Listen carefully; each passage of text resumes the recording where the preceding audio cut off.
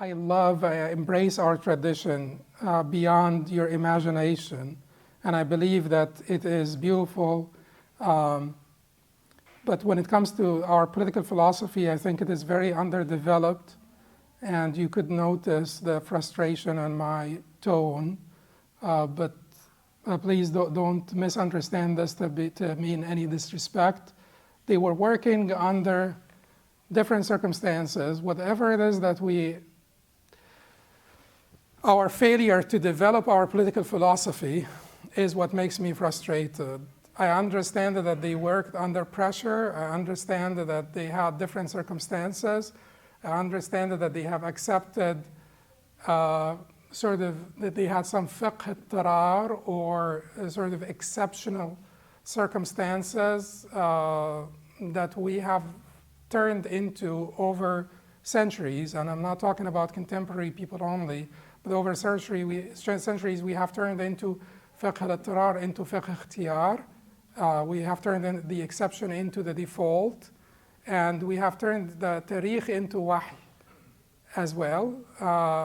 If you look at how they sort of establish procedures for imamship, it is about tarikh. It's about, between Abu Bakr and Umar, between Umar and Uthman, between Uthman, and then, whoever dominates. It's tarikh. It is tarikh that is being justified. And certainly, you will, with hindsight, you will retrospectively, or not retrospectively, when you want to justify this, you will find textual reports. Some people made up textual reports. We know that WADA used to exist. But you may find textual reports that are actually traceable to the Prophet ﷺ and interpret them in a way that fits your worldview. Reverse engineering. Yes, reverse engineering. That completely fits your worldview and completely allows you to be at peace with your reality. Because it's just, these are times where the whole world lived under monarchies, and the evil triad in Europe and all of that stuff, which made people rebel. And so that was the world around them. Now you're looking at it from a completely different perspective. So and you're looking at democracies here and there, and people holding their leaders accountable, institutions, separation of powers, and all of that stuff. But during the time of Imam ibn Qudamah, where was that? I mean, separation of powers and institutions, all of that. These were monarchies. They were being attacked by the Crusaders. They were being attacked by Richard of the Lion-Hearted. They wanted to maintain the solidarity of the Muslims, and they wanted to completely different perspective. So we have, despite our frustration with the departures that our tradition had seen or experienced from the scriptures and from the Islamic ideals, we have to maintain our respect for our imams and scholars. If we compromise that, it will be a snowball, and it will end up we will end up in a very, very perilous, dangerous, undesirable place. Okay. Now, then these are the rules for these bugha, and then we can come back and talk about what we think about, the way forward. For these bugha who fulfilled these conditions, the Sheikh said, ولا يتبع لهم مدبر ولا يجهز على جريح ولا يغنم لهم مال ولا تسبى لهم ذرية ومن قتل منهم غسل وكفن وصلي عليه. Those of them who retreat should not be pursued, and those who are wounded should not be killed. Their property is not seized as war spoils, and their families are not enslaved. Those of them who are killed should be washed, shrouded, and have a janazah, funeral prayer, offered for them. Very kind. because many times those bugha that were considered bugha were of the best of this ummah. You know, because at the end of the day, al-Hussein rebelled, Ibn al-Zubayr rebelled, Abdul Rahman ibn al-Ash'ath rebelled, him and the Qurra, the best, the cream of the crop of the Tabi'een. Muhammad ibn Abdullah ibn al-Hasan rebelled, Sahib al-Nafs al-Zakiyya, you know, whose rebellion has been supported by Abu Hanifa and Malik. Ibrahim ibn Abdullah ibn al-Hasan rebelled. So we're talking about the cream of the crop, the people who rebelled during the time of the righteous generations were the cream of the crop. But anyway, so ولا ضمان على أحد الفريقين فيما أتلف حال الحرب من نفس أو مال. Neither of the two parties is held liable for damage to lives and properties that they caused during the war. Now, whatever you have caused during the war, damage you have caused, this is basically like the Civil War in America. When they decided that the way forward is basically to just move forward. And this was extremely smart. America would have never been one country had they had the North, and certainly, you know, this has many aspects, I guess. But in general, had the North used their victory to humiliate the South, it would have never been one country. Likewise, they say that if there is rebellion, the way forward is basically not to look backward. Whatever happened has happened. Let's move forward. Let's subdue the rebels, the insurgent rebels, in the interest of the Union, and move forward. So neither of the two parties is held liable for damage to lives and properties that they caused during the war. In fact, Imam Ali radiallahu anhu, or Ali radiallahu anhu, said whoever finds their mata' with someone else, they are more entitled to it. So, you know, after al-Jamal, some of the people who were fighting against Ali radiallahu anhu, they found a qidr, like a pot, a huge pot, that the people, the supporters of Ali were using to cook food. So someone from the opposite army recognized that it is theirs. So they demanded to take it back. So they said to them, now Ali won. They said to them, give us time to finish cooking and we'll give it back to you. And they insisted to take it before they finished. So they spilled the food and they took their pot. So it just shows you that they were very visionary people, by the way, because it takes a lot of courage and it takes a lot of forbearance and a lot of helm to do this. Now we want to bring healing, not more division.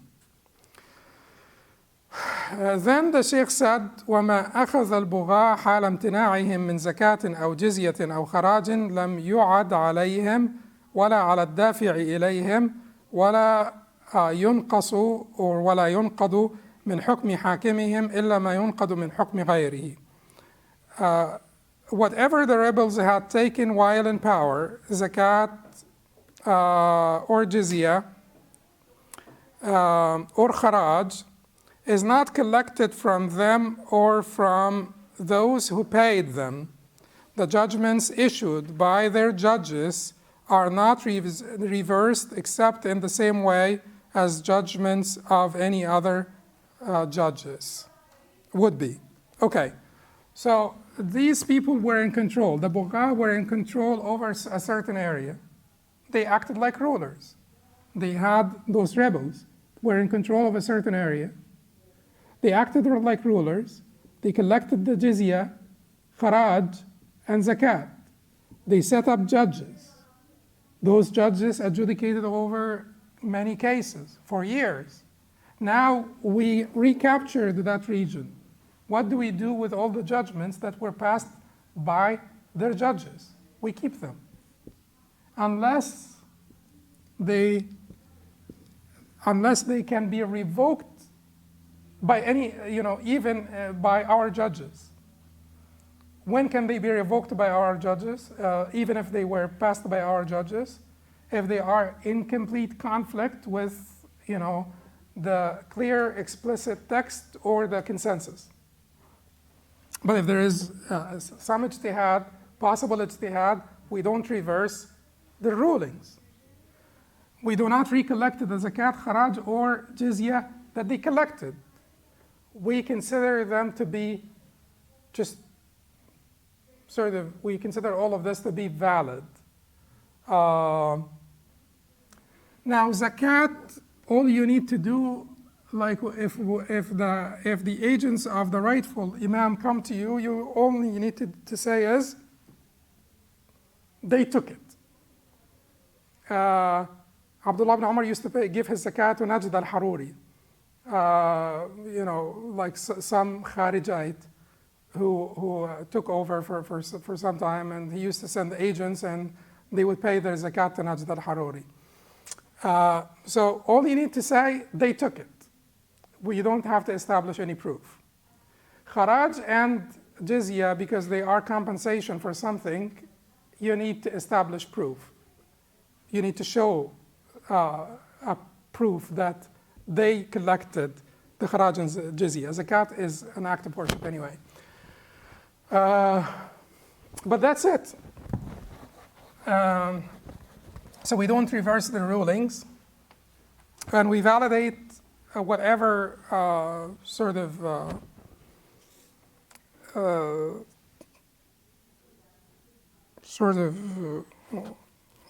practices, governing practices of theirs when they were in control and when they had power. So let me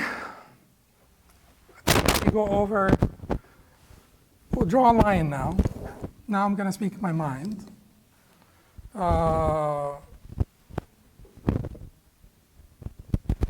So what is this? Certainly the Muslim Ummah has been in a constitutional crisis for about 1400 years. So it's nothing new. Because the legitimacy of the dominant ruler will make the legitimacy of the governance, the government, up for grabs all the time. Whoever can dominate, and it's such a prescription for crisis. Because the fasiq that we are calling fasiq today, because they are rebelling against the rightful ruler, will become the Amir al-Mu'mineen tomorrow, that you'll have to pray for, and so on. And that is the dominant that's the dominant view in the tradition. As we said, or let's just go back, and anyone who wants to leave, please go ahead, because I'm just going to take some time to explain this issue in some detail. So now, does Islam have any system of governance?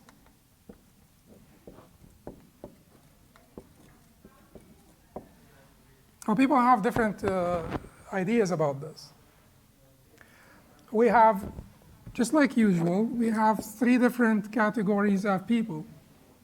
We have people who are secular and mashayikh that would basically also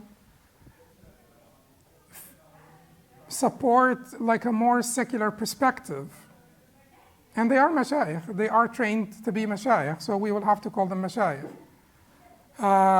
So according to this line, there is no system of governance prescribed by Islam.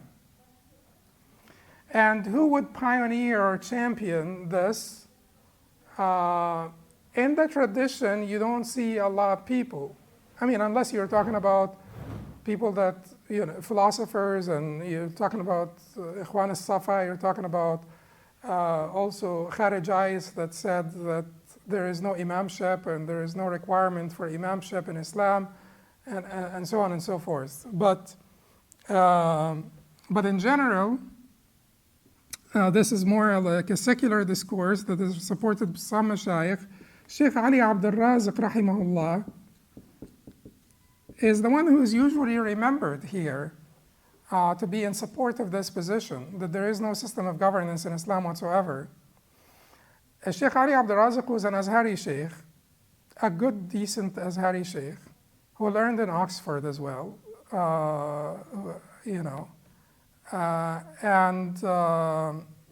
and he was from the Upper Egypt, and he was known to be righteous, by the way. Like, people who have met him, particularly closer to the end of his life, they have basically reported that this was a righteous man, a good man, righteous man, muhafiz ala salawat, and so on. So Sheikh Ali Abdul Raziq wrote a book after the Khilafah was basically voided, or the Khilafah was terminated by Hizb al-Ittihad al-Taraqi in Turkey, and he wrote a book called Al-Islam wa Usul al-Hukm. Al-Islam wa Usul al-Hukm. So Islam and basically theories of governance, or ways of governance. And in this book, Sheikh Ali Abdul Raziq argues that there is no prescription whatsoever in Islam for how to rule. There is prescription for justice, there is prescription for kindness, there is prescription for this or that, but there is no prescription whatsoever. Islam does not provide guidance in this regard. Khilafah does not have backing in the Quran and the Sunnah. The system of Khilafah does not have any backing in the Quran and the Sunnah. Now, it is said that the Sheikh Ali Abdul Raziq, was under the influence of sort of party politics in Egypt, and because al-Malik Fuad, who is King Fuad at the time, was an Egyptian king, wanted to claim the Khilafah after Turkey gave it up. So King Fuad said, well, it's about time for Egypt to resume its place in the Muslim world as the center, the heart of the Muslim world. And then he had interest in claiming the Khilafah after Turkey gave it up.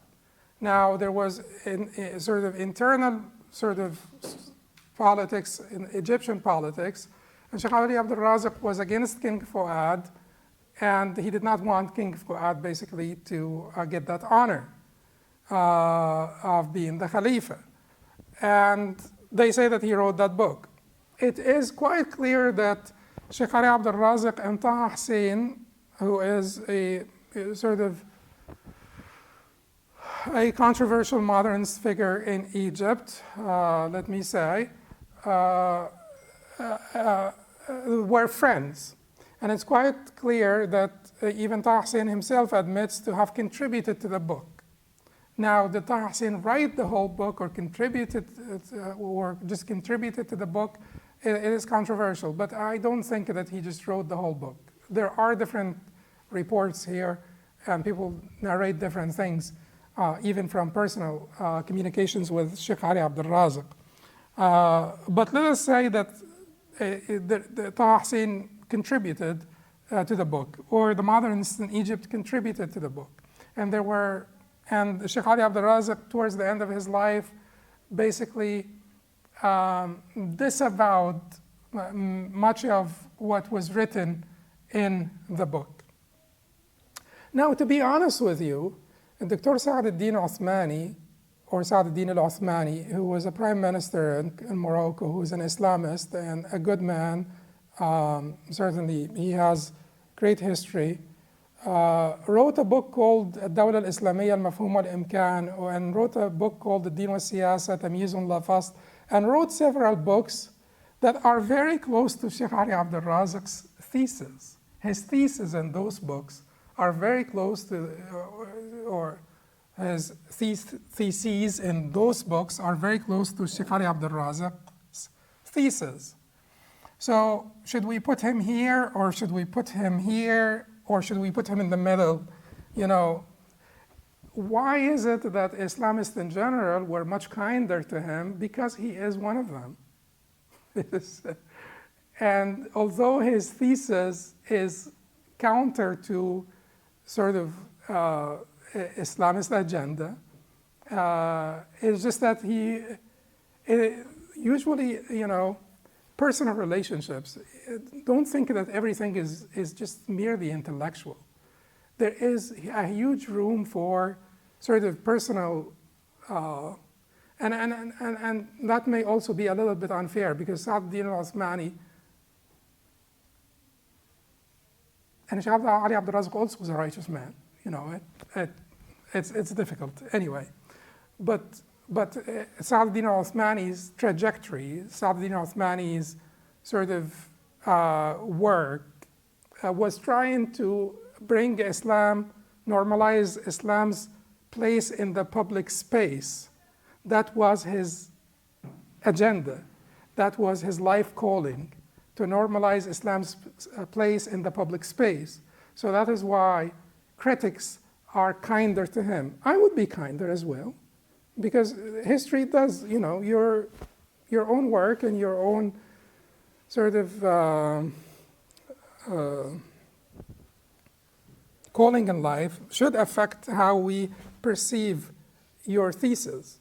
But Dr. Sa'd al-Osmani's thesis is very close to Sheikh Ali Abdul Razak. So it is, and there are many people, and I make it just here, like somewhere here, because it has different motives, different incentives, and also slight differences between the two theses. Now, you have then on the opposite side, you have people who say that Islam gave us a detailed prescription of in terms of governance, and that would be many of the mashayikh, whether they are called the taqlidi or sahawi, many of the traditional mashayikh, whether they are the conventional or the sort of the people that are called Islamists, or they are all Islamists. Let's call them Islamiyin, because whether they are traditional or whether they are awakening type mashayikh, they are still coming from that paradigm. They're coming from the same paradigm. And they say that Islam actually provided a very good sort of detailed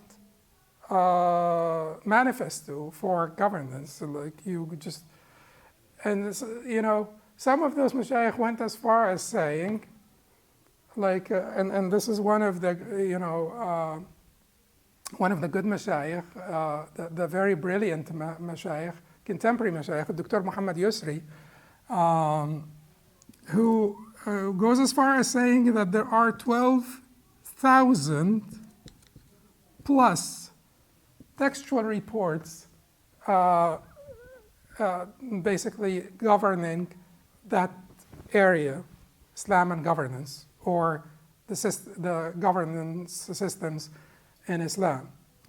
Certainly when you say this, the secular people will be just completely frazzled, because 12,000, that means that there is no room whatsoever except for fuqaha and muhaddithin to be looking at chains of narrations and sort of mafhum al-mukhalafa, mafhum al-muwafaqa. There is, and this politics will be dominated by fuqaha and muhaddithin sitting in rooms talking about, you know, al-jarh wa al-ta'deel and mafhum al-muwafaqa and mukhalafa and stuff like this.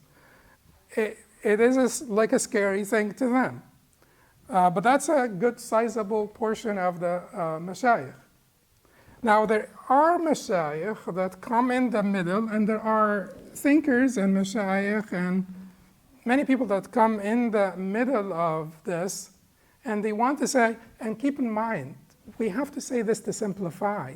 It is never three-pronged. It is a spectrum. It's a spectrum. When we say 1, 2, 3, that is us trying to simplify things. That is why I'm telling you, Sa'd al-Din al-Uthmani would not be here. So maybe here, somewhere, it's a spectrum. We'll put him on the spectrum. So, yes, disambiguation or? Yeah, just with regard to the Mashayikh, like Sheikh Ali Abdul Razzaq, was there a certain threshold afterwards they said that we can apply laws or statutes outside of the paradigm of Islamic tradition? For example, like, was it after the application of hudud? No, it's not about hudud here. It's about Islam and system of governance. Okay. Like khilafah, monarchy, parliamentary, presidential, institutions, constitutional sort of stuff. Islam and systems of governance in general. And then you will have mashayikh here, like, for instance, Sheikh Muhammad Abdu,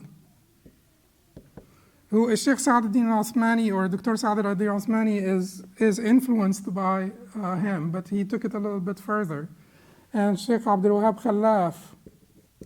Oh, Muhammad Abdu actually is closer, is somewhere here also. Sheikh Abdul Wahab Khalaf is here. Sheikh Shaltut, who was the Sheikh of Al-Azhar, at some point is here.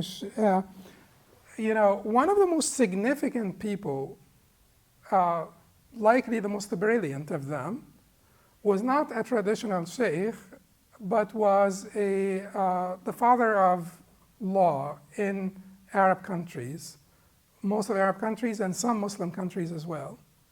His name is Abdul Razzaq al-Sanhuri, Abdul Razzaq Basha al-Sanhuri. So this Egyptian fellow was actually extremely brilliant, and he studied at Sorbonne in France, not Oxford. But his PhD thesis was about Khilafah and how to bring an alternative. So he's building on the system. He is developing the system. He's not casting it away. He's not throwing it away. He's trying to develop it. And that is what he did in general, in his basically approach. I mean, you could certainly, there are things that Dr. Abdul Razzaq Sanhuri can be wrong about, of course. But in general, that was his approach. It is basically to build, to adjust for the circumstantial variables. And his idea about the Khilafah was a genius idea, al-Jami'a al-Mashriqiyya, which is something like the European Union. He thought of this before the European Union by many decades, to bring Muslims together and to have some semblance of unity, whether this is unified currency, whether this is, whatever, some semblance of unity, cooperation under a type of union that will allow different Muslim states sort of enough independence to not feel suffocated. Because certainly people in Bangladesh and Morocco, they have different sort of geographic, cultural, contextual variables, and that to be ruled from one area by someone who is in the other area is going to be difficult. So he wanted to say, bring them under one umbrella. There are certain things that will give us that semblance of unity. Maybe معاهدات دفاع مشتركة, so sort of, how do you say this in English? Like defense treaties among themselves, maybe unified currency. So the organization of Islamic cooperation is actually Abdul Razzaq al-Sanhuri's idea. But he wanted to develop this more to become more meaningful and more significant. Likewise, when it comes to Islam and usul al-hukm, or Islam and nizam al-hukm and systems of governance, he had the same idea. This group of people are saying that there are general principles that are significant, that make some systems of governance compatible with Islam and some incompatible with Islam. So you could say that there is guidance, Islamic guidance concerning systems of governance, but the guidance belongs to the qawa'id, the principles, not detailed specific restrictive rulings, although in some things there will be specific rulings. Of course, you may notice that this is where my inclination, that sort of group in the middle. I'm inclined to their thesis. This comes from a concept that is established, that there is a difference between al-ibadat and al-adiyat. If you read Dr. Saad al-Din al-Uthmani's book, الدولة الإسلامية المفهوم والإمكان, he does actually have a chapter on this that is nice, helpful. He quotes Ibn Taymiyyah and Shatibi and al-Ghazali on the difference between al-ibadat and al-adiyat, that in the acts of worship you have detailed specific rulings that are straightforward, and there is not much room for rational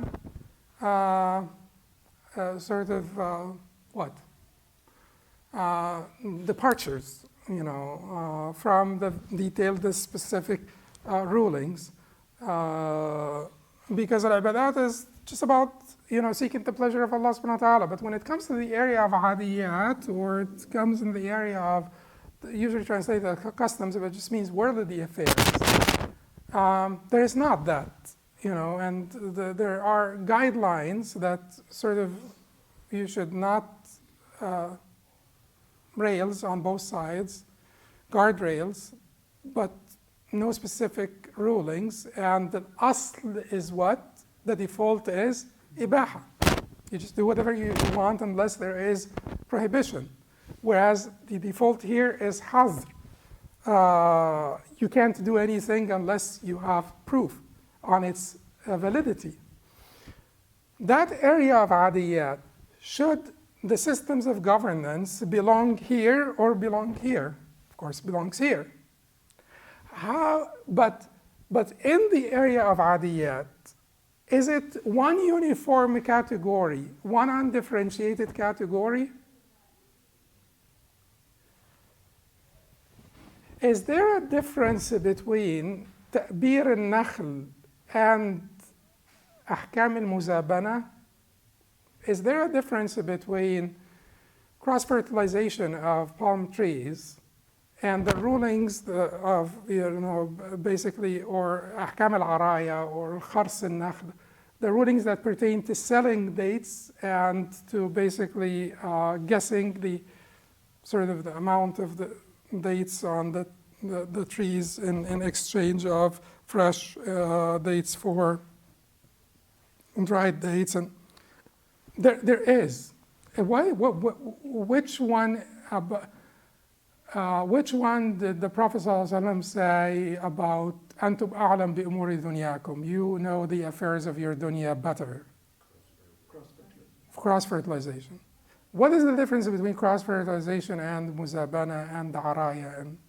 Because one involves dealing with others by the one is just, When there is a moral value, when you expect that there would be khayr and shar, good and evil, then Islam will have to have some say in it.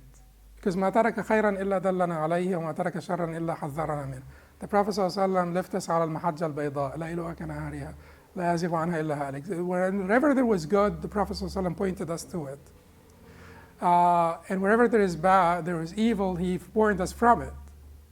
But again, at the same time, because politics is not like ibadat, and there are huge circumstantial variables, then that guidance came in the form of principles. And principles that are comprehensible or not incomprehensible? Comprehensible. And in this case, the maqasid, or the objectives, would be consequential or inconsequential? Consequential. And you want to realize and cultivate those maqasid, so you want to understand the comprehensible ilal, or effective causes, so that you're not limiting yourself to the rigid, specific rulings, but you're able to accommodate the variables. So al-adiyat here, whenever you can think of khayr and shar, then there is no Islamic guidance in this regard. There is no Islamic guidance in terms of, chemical equations. So if you add phosphorus to whatever, magnesium, what do you get?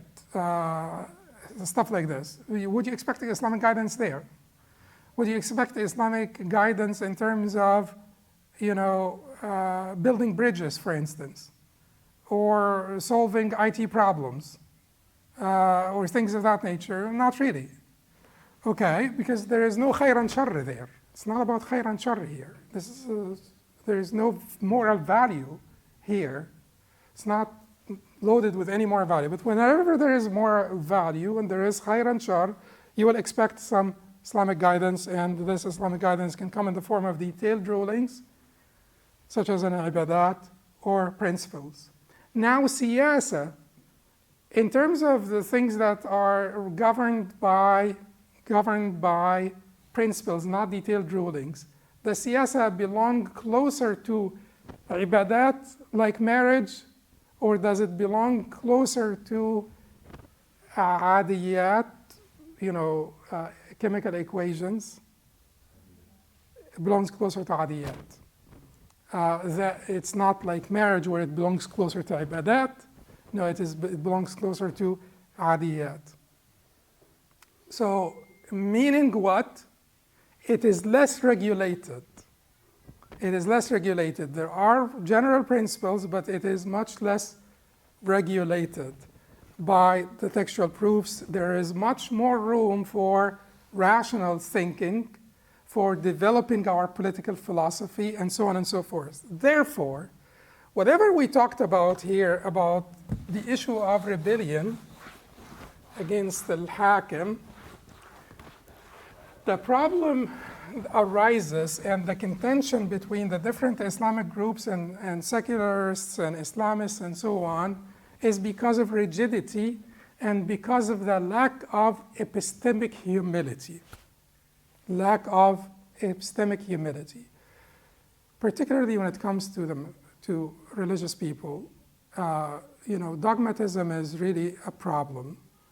And when you basically expand the certainty that you must have with regard to the existence of God, His majesty and beauty, to become a way of thinking for you, like you're always trying to look sort of so confident and certain and so knowledgeable and so on top of it, that whenever you find mashayikh of different worldviews discussing issues, you think, these people are talking different languages. Why is the gap between them is so huge? Because of this, because of the lack of epistemic humility. Because they want everything to have the same sort of certainty that the rest of the matters of aqidah, arkan al-iman al-sitta.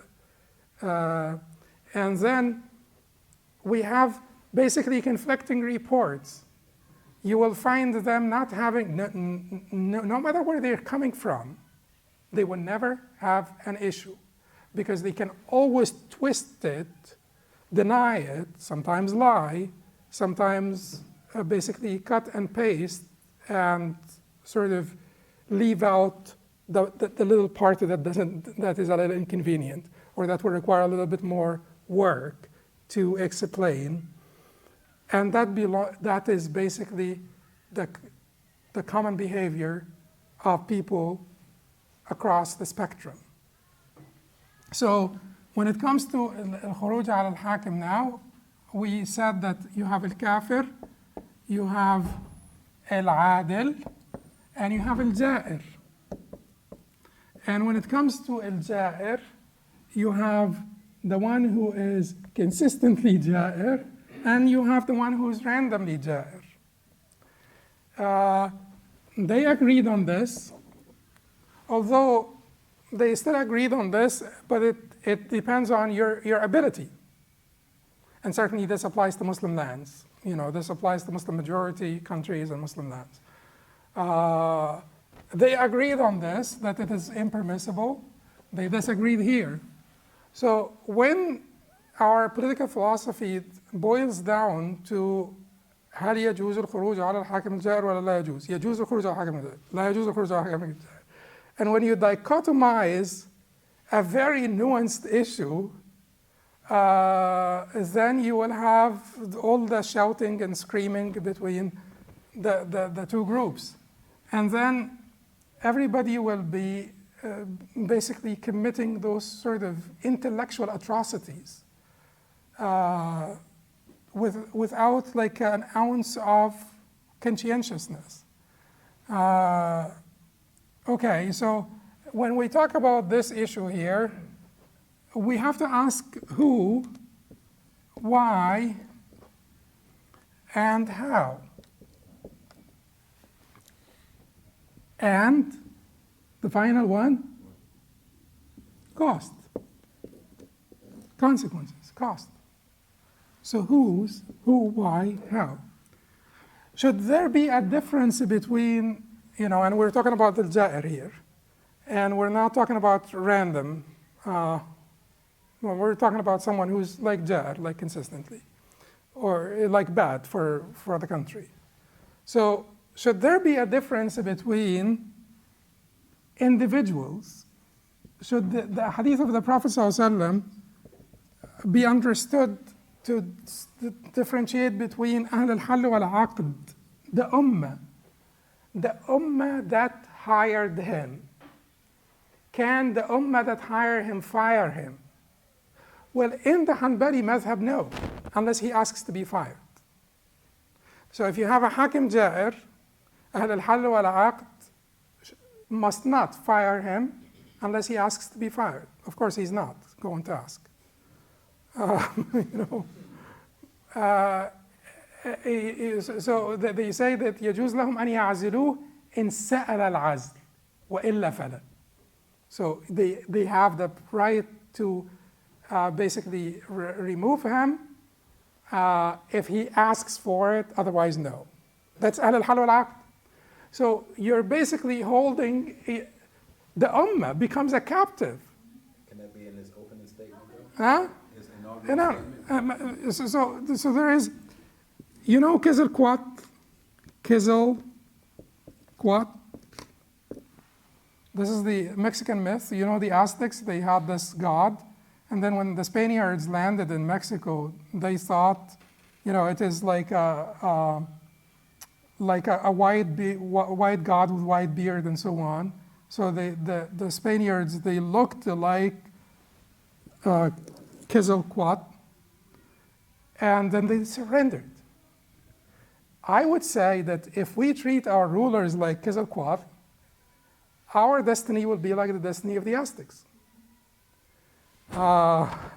It's just like, it's amazing. Anyway, but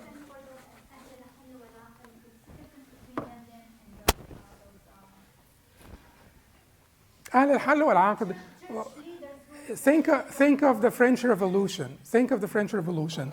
Is there a difference between groups of people rebelling and think of the French Revolution? Who started the French Revolution? the members of the parliament. The parliament. It was started first at the parliament, in the house of the people.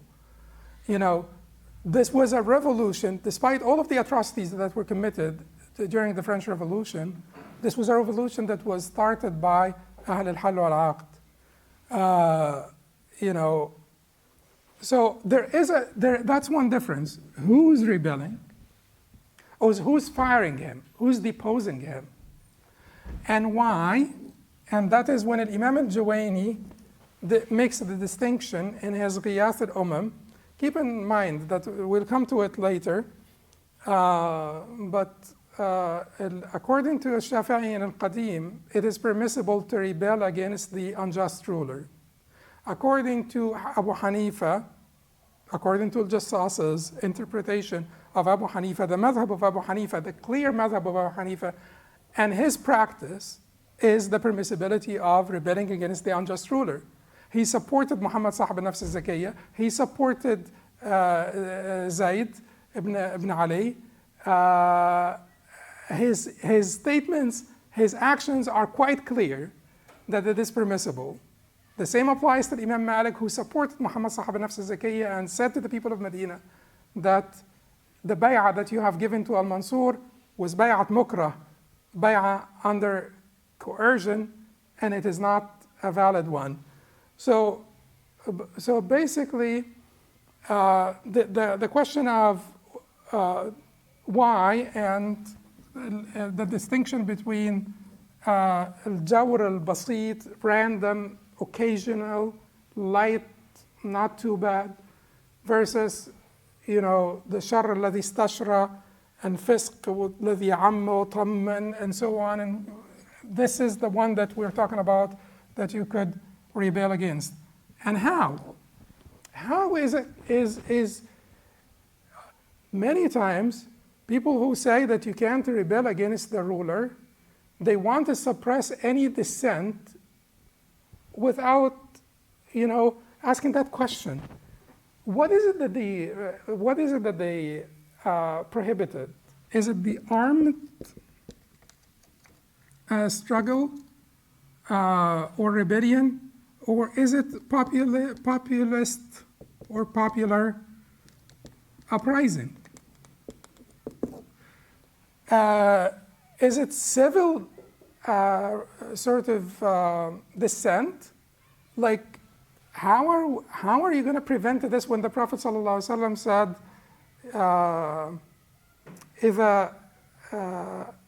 إذا عجزت أمتي عن أن تقول للظالم أنت ظالم فقد تودع منها, or you know, خير الجهاد سيد الشهداء حمزة ورجل قام عند سلطان جائر فأمره ونهاه فقتله, وخير الجهاد كلمة حق عند سلطان جائر, إن لم تأمروا بالمعروف وتنهوا عن المنكر أوشك الله أن يعمكم بعذاب.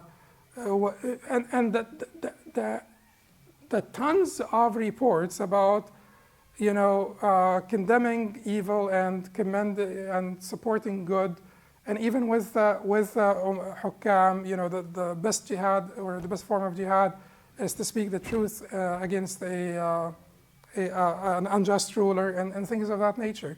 So this rebellion, is it armed or basically civil dissent and popular uprising and so on? Some people would like to extend this from armed to any form of dissent, and that is just utter nonsense. So these are, and then at what cost? What cost? That is why Imam al-Juwayni also in Ghiyathi, he makes tafriq or between, he says, if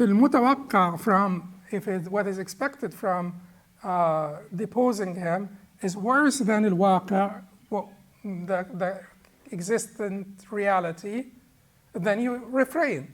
Common sense, of course. You know, but if it is not, if it is believed that al-waqi' is worse than al-mutawaqi', then you depose him. So now this is, who's deposing here? This is Ahl al-Hal wal-Aqd, the very people who gave him the contract. The very people who gave him the contract. why are we having so much disagreement nowadays? Because there was a switch in the 4th century. In the first 3 centuries, the dominant view among Muslims was the permissibility of rebellion. The dominant view among Muslims was the permissibility of rebellion. And we have talked about Hassan ibn Zubayr, Muhammad ibn Abdullah ibn al-Hassan, Ibrahim, Abdul Rahman ibn al-Ash'as, and the Qurra. So we've talked about the Sahaba, the cream of the crop of the Tabi'een, Tabi'at-Tabi'een. These people did not only allow it, they actually rebelled. And then came, after many defeats of the rebels, after they were defeated many times, the insurgent rebels, came Ibn Mujahid al-Basri, al-Mutakallim, and reported consensus that it is not permissible to rebel against the unjust ruler. He died in 360 after Hijrah. And he was a great scholar, but at the end of the day, he was Basri. He comes from an area that is deeply traumatized by defeat. Dair al-Jamajim happened to the Qurra of al-Basra, 4,000 of them. They were massacred, they were defeated very badly, and it's an area that is traumatized. At the same time, how could you report a consensus when you were extremely geographically limited? Like, you're in the 4th century, and you're reporting consensus about this issue.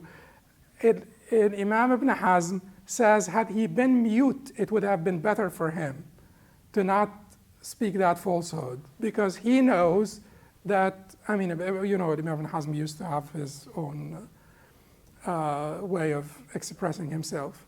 So he says that, having known that munkar al-ijma' kafir, having known that the one who denies al-ijma' is kafir, and having known, all of the precedents, from al-Husayn and Ibn Zubayr and et cetera, and claiming this consensus after knowing this, it would have been better for him to be mute than to speak this falsehood. So then we have a shift where, traditionally speaking, the majority sided with the prohibition of rebellion against the unjust ruler. Even within the mazahib that were heavily, their imams supported with money, with resources. Their imams recruited insurgent rebels. And then you have the switch over time. And then you have Al-Jassas was reporting what Imam Abu Hanifa actually did and said and so on. But you have someone like Imam al-Tahawi, who's a great Hanafi as well, leading like a different propagating or promoting a different interpretation. And then under pressure in every society, the scholars are under pressure. Do you think that there would be pressure for them to say it is okay to rebel against the unjust rulers? They're living under unjust rulers most of the time. So there has to be consideration for the pressure. So under pressure, it became as if it is a done deal, that it is forbidden. Now, am I saying it is not? Am I saying that we should rebel? No, I'm not saying this. Of course not. I am not supporting rebellion against unjust rulers. I am saying that this jaiz and mamnu', this dichotomy, is too unbecoming, unbefitting of an ummah like us. We have to develop our political philosophy to be more nuanced than just saying jaiz or mamnu', to take in consideration who, why, how, and at what cost, and to have a nuanced approach to the reports. Because if you claim that those reports are quite clear, extremely clear, whether you are on this side or that side, you're not being honest. If you claim that the reports are quite clear, if you forbid, rebellion against the unjust rulers, and you claim that the reports are quite clear and there is no room for controversy, then you are ignoring some reports.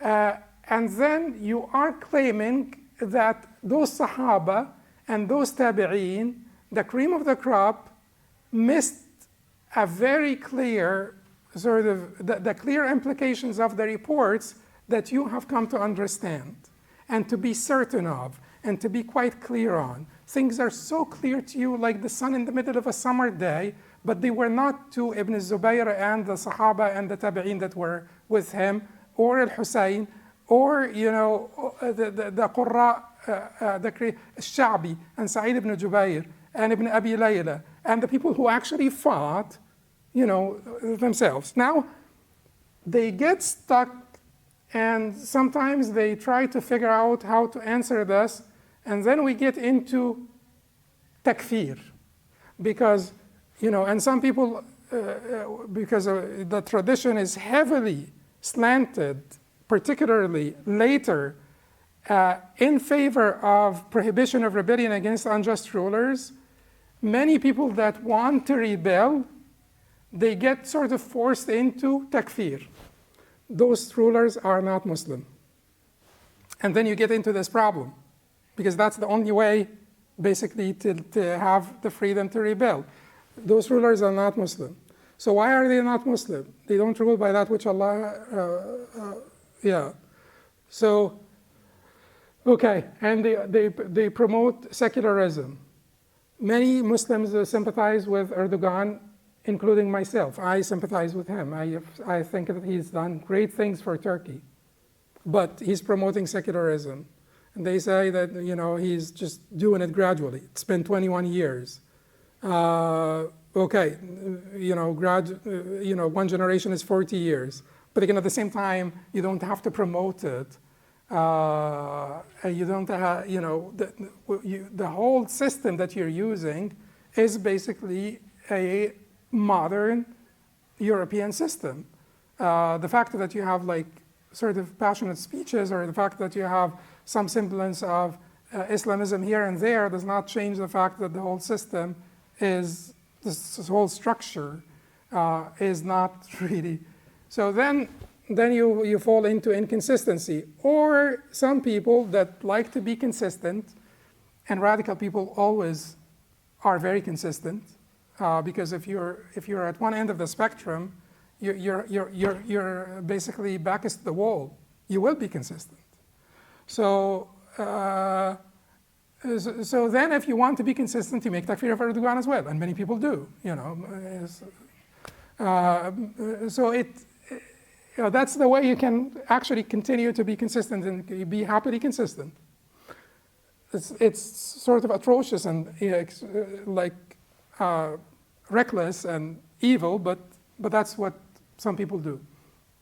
Anyway, so going back to this, you will have a hadith, for instance, like سيكون أمراء تعرفون منهم وتنكرون. سيكون أمراء تعرفون منهم وتنكرون. فمن نابذهم نجا، ومن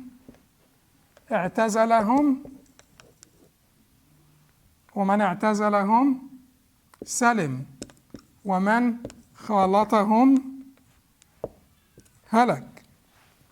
سيكون خلوف. And in some reports, umara. سيكون أمراء, وسيكون خلوف أمراء, سيكون خلوف. 3 different types of reports. But this word is actually authentic. Chain-wise is authentic. أمراء. يقولون ما لا يفعلون ويفعلون ما لا يؤمرون. فمن جاهدهم بيده فهو مؤمن، ومن جاهدهم بلسانه فهو مؤمن، ومن جاهدهم بقلبه فهو مؤمن. في الخلوف وليس بعد ذلك حبة خردل من إيمان, and في الأمراء لا إيمان بعد ذلك. So now do you know how these are reinterpreted? They are reinterpreted. نبذهم here. Oh, so there will be umara, rulers, that you will recognize as commendable or condemnable some of their practices or behaviors. Whoever nabazahum, whoever, and that because that's the issue here. Whoever nabazahum will be will survive, will prosper. Whoever separates or distances himself from them will be safe, and whoever mixes with them will be destroyed. And these are two authentic reports. Imam Ahmad de-authenticated this report, but the chain is authentic. And they figured out ways to reinterpret them. There will be, and certainly the asl of the thing is in Bukhari and Muslim, that doesn't have the word umara. Khuluf is in Bukhari and Muslim, but the word umara itself. And even if the word umara is not there, khuluf, it means generations, and certainly if you're talking about fighting them, you're actually taking it a step forward, and you're fighting the whole society, not just the umara. So, so there will be generations or umara rulers who do what they don't. يقولون ما لا يفعلون. They say what they don't do, and they do what they don't say. They're like hypocritical. In other words, whoever fights against them with his hand is a believer. Whoever fights against them with his tongue is a believer. Whoever fights against them with his heart is a believer. There is no belief after this. So the people who want basically to interpret this away, they will say nabazahum here, whoever, this means fights against them. Munabaza is basically opposition, and it is actually violent opposition. But they say nabazahum here bilisani, he basically speaks against them. And then some of them will come back and say, nabadahum bilisani only in private. You can't, like, so please get me an appointment with them. Huh? You won't return. Yeah. And then, okay, so how do we interpret this away? Do we interpret this? We figured out 3 ways to interpret this away. One way is it is da'if. Imam Ahmad, de-authenticated it. That has the umara part, and that's basically that is basically it. And then another way, which is a little creative, is no, it is actually not da'if, but then you change the munkar with your hand if you can, the specific munkar, not to depose the ruler, but let us say the ruler, for instance, set up shops to sell wine. You change that munkar if you can. And most likely you can't, because the ruler is there, and unless you depose the ruler and you change that munkar, you'll get arrested and they'll be thrown in jail. But they're saying that this is what the hadith means. You do not depose the ruler, but you change the specific munkar that the ruler, committed, or other people have committed. So then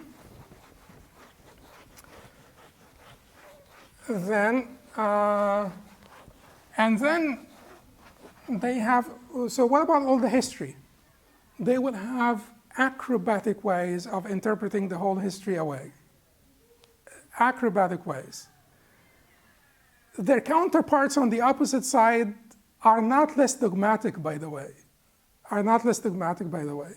Because there is a genre of a hadith that are established in Bukhari and Muslim against rebellion. And there is, the tradition is heavily inclined towards the prohibition of rebellion.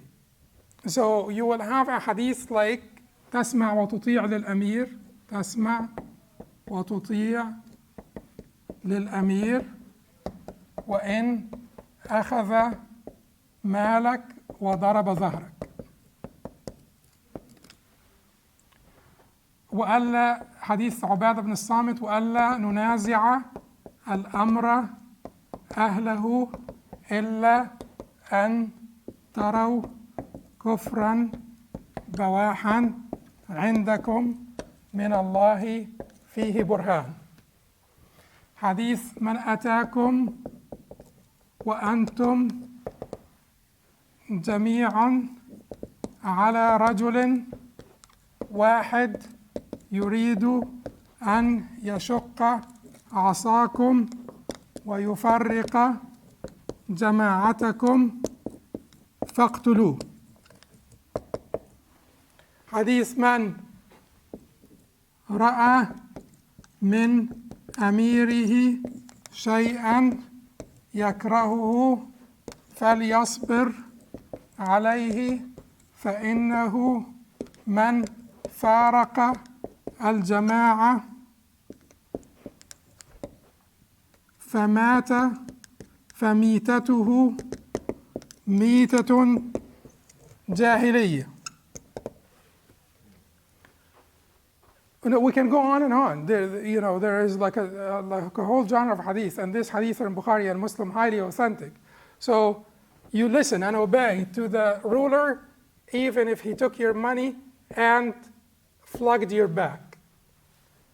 You listen and obey to the people in charge, unless you see kufr, disbelief, clear cut, that you have like proof from Allah subhanahu wa ta'ala on it being kufr.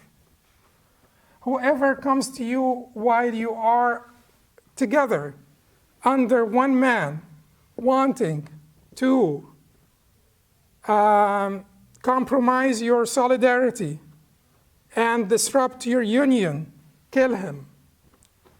Whoever notices, observes something he dislikes about his ruler, let him show patience.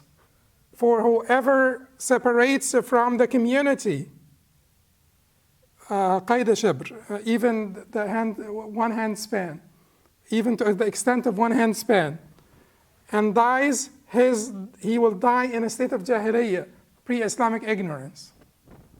Okay. Unless you see kufr. So that means al-ja'ir, dhulm is not kufr.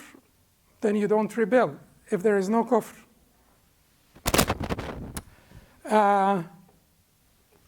Even you don't rebel if there is a transgression, even if he took your money and flogged your back.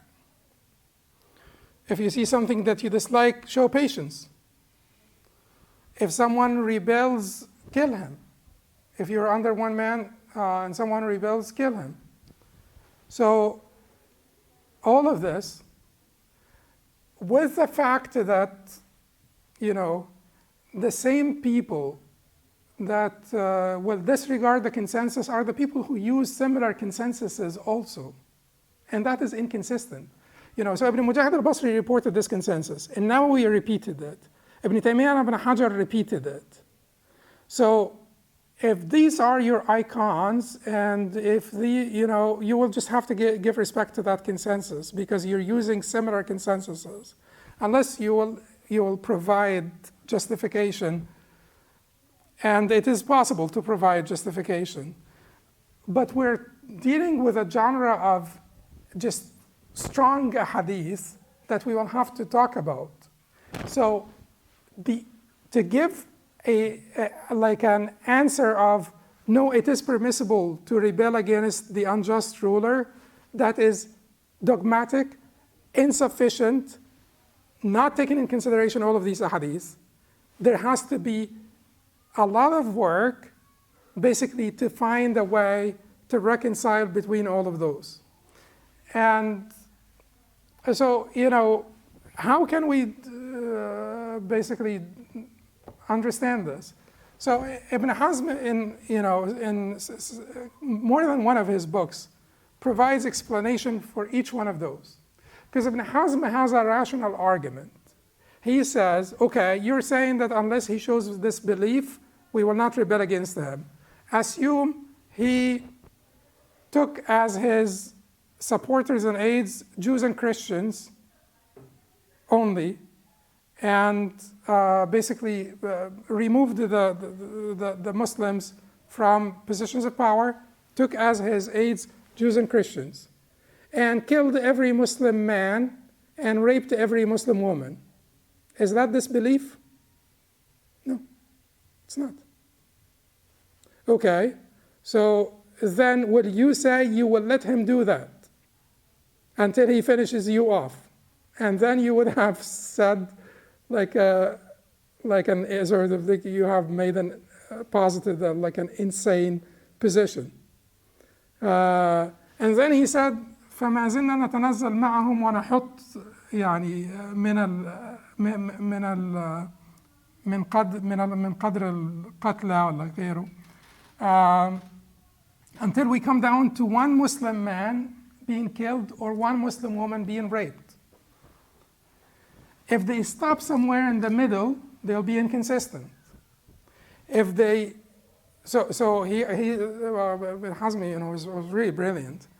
So he says that this man is basically, and certainly there will be brilliant responders also. So they may say, no, it's not the same. Killing one man or one woman is not like killing all Muslim men and women. If he kills all Muslim men and women, we will know that basically the basis of this is their Islam, not grievances against this man and one. But Ibn Hazm says to them, what about 9/10? What about 8/10 of Muslims? What about 1/4 of Muslims? What about like 100? What about 50? What about 1? Where do you stop? So you either say, no, we will let him and we will not rebel even if he killed us all, or you will have to put a line somewhere. And if you put the line somewhere, there will be inconsistency between the before and after. You will not have any coherent argument. We will not have any coherent argument, and there will be some inconsistency. So then he says, every one of those has to be understood within the context of everything else. So if he took your money and flogged your back, justifiably, or even out of ijtihad. So he made ijtihad. How many times the judges can err in their ijtihad or make mistake in their ijtihad? So if he flogged your back and you know that you are innocent, be patient, because he did this out of ijtihad. So that's what Ibn Hazm says about this. And for everyone, he comes up with a reasonable argument. The bottom line is, this is not a dichotomy. There are many important questions to answer before you give, you could have a coherent position on this issue. Who, how, who, why, and how, and at what cost. There is a difference between al-Haq and the rest of the people. There is a difference between someone who randomly transgresses and someone who's transgressing all the time, causing corruption on earth. There is a difference between armed struggle and popular uprising. And there is a difference between when the mutawaqqa is worse than the waqa, or the expected, after rebellion is worse than the present, or the present is worse than the expected. These are all things that have to be taken in consideration.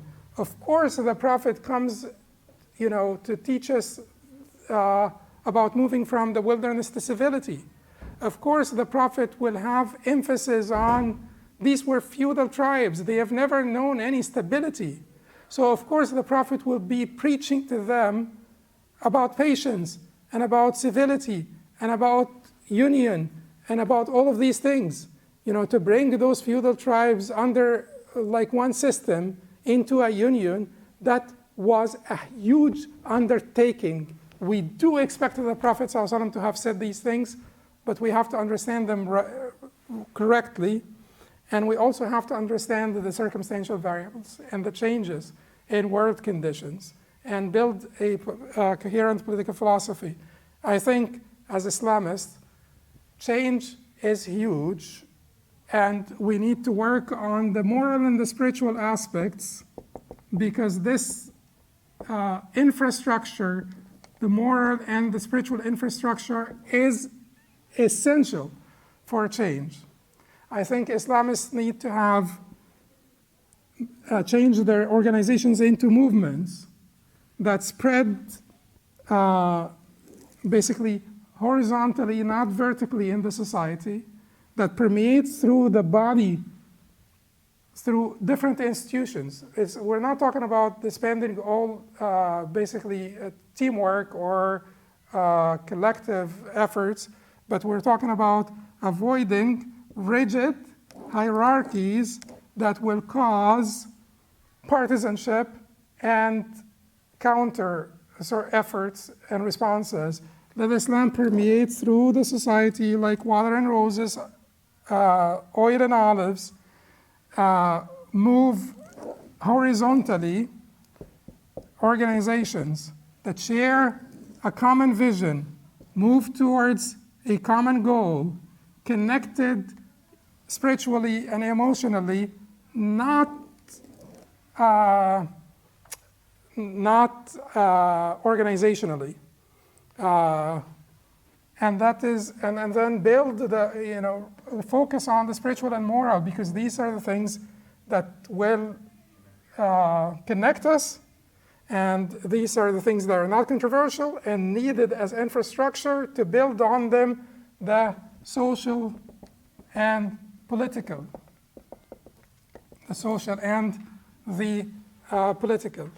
And then defer ideological struggles until you have a good system of governance. A good system of governance is the aspiration of many, many people in the Muslim countries, not only Islamists. It's the aspiration of many people. Work with them towards that, and the ideological differences can be deferred until we have more civility and until we have mechanisms, procedures by which we can resolve our conflicts without too much bloodshed and too much chaos. That's the prescription for my prescription. قولوا قولي هذا استغفر الله لي ولكم سبحانك اللهم وبحمدك اشهد ان لا اله الا انت استغفرك واتوب اليك.